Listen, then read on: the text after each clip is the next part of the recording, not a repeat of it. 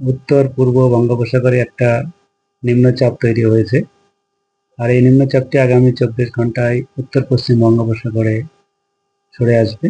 আর এর প্রভাবে আগামী দুদিনে আমাদের দক্ষিণবঙ্গের সমস্ত জেলাতেই হালকা থেকে মাঝারি বৃষ্টিপাত হওয়ার সম্ভাবনা প্রায় সর্বত্রই আছে।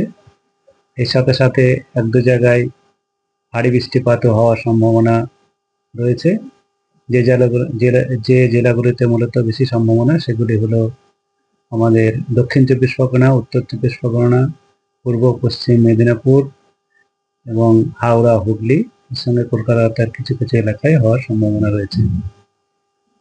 আর আগামীকাল ভারী বৃষ্টিপাত হওয়ার সম্ভাবনা যেটা রয়েছে সেটা দক্ষিণ চব্বিশ পরগনা, পূর্ব পশ্চিম মেদিনীপুর, ঝাড়গ্রাম, বাঁকুড়া সব জেলাতে এক দু জায়গায় হতে পারে। তবে মূলত হালকা থেকে মাঝারি বৃষ্টিপাত সর্বত্র হওয়ার সম্ভাবনাই বেশি।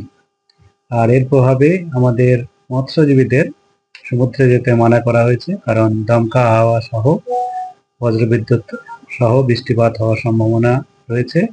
আর তার সঙ্গে দমকা হাওয়াও 35 থেকে 45, সর্বোচ্চ 55 পর্যন্ত যেতে পারে। তার জন্য মৎস্যজীবীদের সমুদ্রে যেতে মানা করা হয়েছে। আর মৎস্যজীবীদের সমুদ্রে যেতে মানা করা হয়েছে 22 থেকে 27 পর্যন্ত, কারণ আরো একটা নিম্নচাপ তৈরি হওয়ার সম্ভাবনা রয়েছে 25 তারিখ নাগাদ, যেটি হওয়ার সম্ভাবনা হচ্ছে পূর্ব মধ্য বঙ্গোপসাগরে সংলগ্ন উত্তর পূর্ব বঙ্গোপসাগর এলাকায়।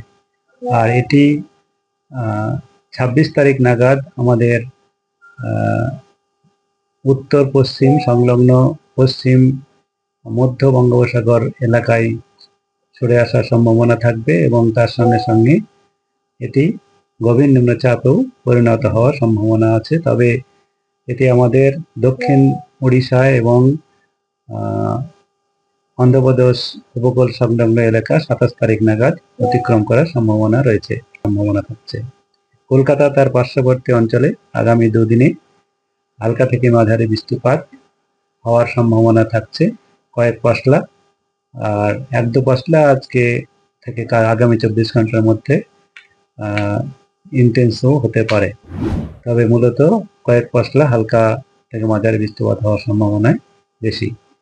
আর যেহেতু মেঘলা আকাশ থাকবে, সর্বোচ্চ তাপমাত্রা কিছুটা কম থাকার সম্ভাবনা, যেটি 30-31 মাঝামাঝি থাকার সম্ভাবনা।